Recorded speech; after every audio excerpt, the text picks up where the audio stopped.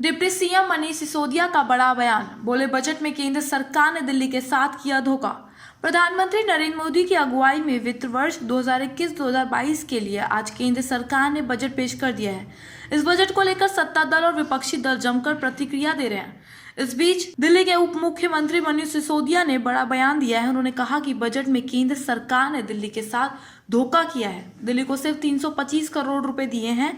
ये जो बजट आया है इसमें बीजेपी सरकार ने, केंद्र की बीजेपी सरकार ने दिल्ली के लोगों के साथ धोखा किया है। दिल्ली के लोगों को केवल 325 करोड़ रुपए दिए हैं, जबकि दिल्ली की इतनी बड़ी आबादी है। आज दिल्ली का विकास हो चुका है काफ़ी हद तक, और दिल्ली को और आगे उठाने के लिए बहुत पैसे की जरूरत थी, लेकिन केवल 325 करोड़ रुपए दिए हैं, 1 रुपया भी नहीं बढ़ाया। पिछले 17 साल से केंद्र सरकार की ओर से 325 करोड़ मिलते हैं, वही इन्होंने बरकरार रखा है। हमें उम्मीद थी कि कोरोना के इस काल में कुछ पैसा बढ़ा के दिया जाएगा, धोखा दे दिया। और सबसे बड़ा धोखा भारतीय जनता पार्टी की सरकार ने एमसीडी के साथ किया है। एमसीडी में तो बीजेपी की खुद की सरकार है। ये लोग जब चुनाव लड़े थे तो इन्होंने कहा था कि केंद्र सरकार से सीधे हम एमसीडी में बजट लाएंगे। आज एमसीडी के पास भी पैसा नहीं है।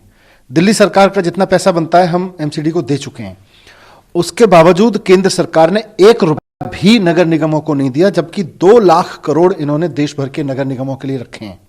दिल्ली को नगर निगम के लिए 1 रुपया भी इन्होंने नहीं दिया। दूसरा धोखा इन्होंने ये किया है जो एमसीडी के साथ किया है।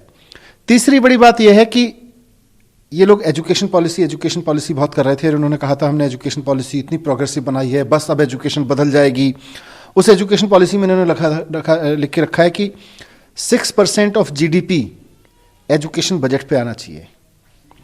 इन्होंने तो एजुकेशन बजट कम कर दिया, और भयंकर रूप से कम कर दिया एजुकेशन बजट। अगर आप एजुकेशन पे पैसा नहीं खर्च करोगे, अगर आप देश के बच्चों को पढ़ाने लिखाने पे पैसा खर्च नहीं करोगे, तो नेशनल एजुकेशन पॉलिसी में लिखने का फायदा क्या है, एनईपी में लिखने का फायदा क्या है? इसका मतलब आपकी एनईपी आपके लिए जुमला थी। आप अगर बच्चों को पढ़ाओगे लिखाओगे नहीं तो आत्मनिर्भर कैसे बनेंगे? आत्मनिर्भर केवल जुमले से थोड़ी बन जाएंगे। आत्मनिर्भर के लिए तो बच्चों को पढ़ाना लिखाना पड़ेगा, बच्चों की पढ़ाई लिखाई पे खर्च करना पड़ेगा। आप बच्चों की पढ़ाई लिखाई पे खर्च नहीं कर रहे। आप कह रहे हो हम देश को आत्मनिर्भर बनाएंगे।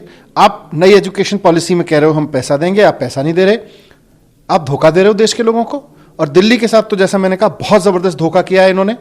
नगर निगम के साथ आज नगर निगम के कर्मचारियों को तनख्वाह नहीं मिल रही है। सफाई कर्मचारी तनख्वाह के लिए लड़ रहे हैं, डॉक्टर्स तनख्वाह के लिए लड़ रहे हैं, लेकिन इन्होंने 1 रुपया नहीं दिया उनको नगर निगम के कर्मचारियों के लिए। अगर ओवरऑल बात करें सर, ओवरऑल बजट पर क्या कहेंगे? ओवरऑल बजट मुझे तो जुमला ही लग रहा है, इसलिए मैंने कहा 2 चीजों पे इसलिए कहा कि आत्मनिर्भर भारत कह रहे हैं। बिना बच्चों को पढ़ाई लिखाई आत्मनिर्भर भारत कैसे खड़ा होगा?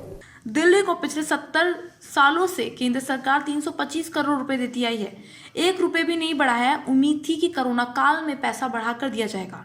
इसके अलावा दिल्ली के मुख्यमंत्री अरविंद केजरीवाल ने भी बजट 2021 को लेकर केंद्र सरकार पर निशाना साधा है। ट्वीट करते हुए कहा है कि यह बजट चंद बड़ी कंपनियों को फायदा पहुंचाने वाला बजट है। ये बजट महंगाई के साथ आम जन मानस की समस्याएं बढ़ाने का काम करेगा।